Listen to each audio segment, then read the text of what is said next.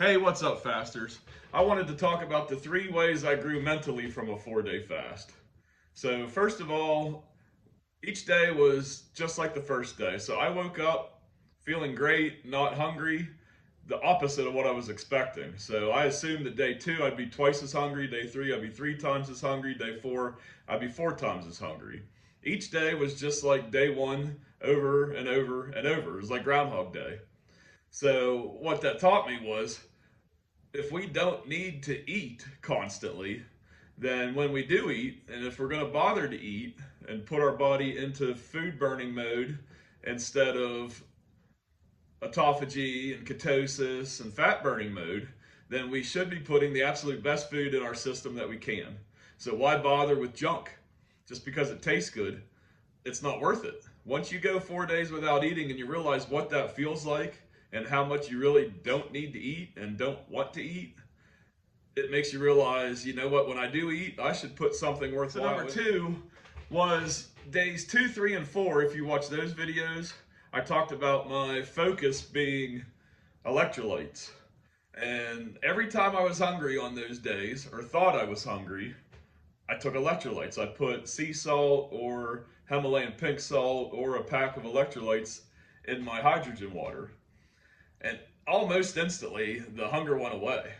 So, being the slow learner I am, by day 4, I realized, you know what? I'm not hungry. Craving salt.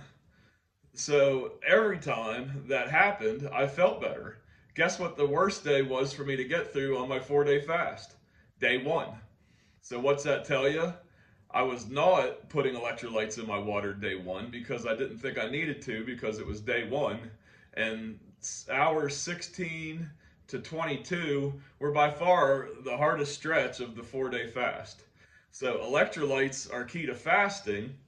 What I'm going to be interested to find out now is every time I feel hungry, should I just be drinking some salt water?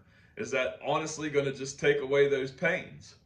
I've always felt like I get starving and I want to eat, which was of course how I was feeling a couple times, days 2, 3, and 4. And you wouldn't believe how fast salt water took that away. I mean, I barely had to cut back down on the table and it was gone.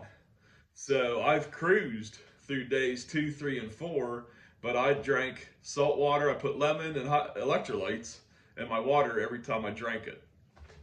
My number 3 takeaway is similar to that of an ice bath and many of the other kind of things that we do that have a hormetic effect, is mind over matter. So I went into this 4-day challenge basically not going to be disappointed in myself if I failed. I have failed at 16-hour fast before. I will admit, making videos and holding myself accountable by updating everybody with my status played a huge role in making it 100 hours. But however you make it, once you make it, you do feel like you just climbed Mount Everest. So 100 hours is a good chunk of time.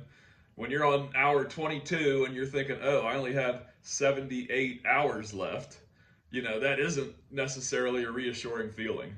So mentally, I feel like I was able to defeat Goliath and do something great for myself at the same time. So for more information on ice baths and hydrogen water and saunas, if you need ideas for a diet that's going to help you build muscle and lose weight, if you need ideas on some workouts, check out my website. It's free. The information's out there to help everybody.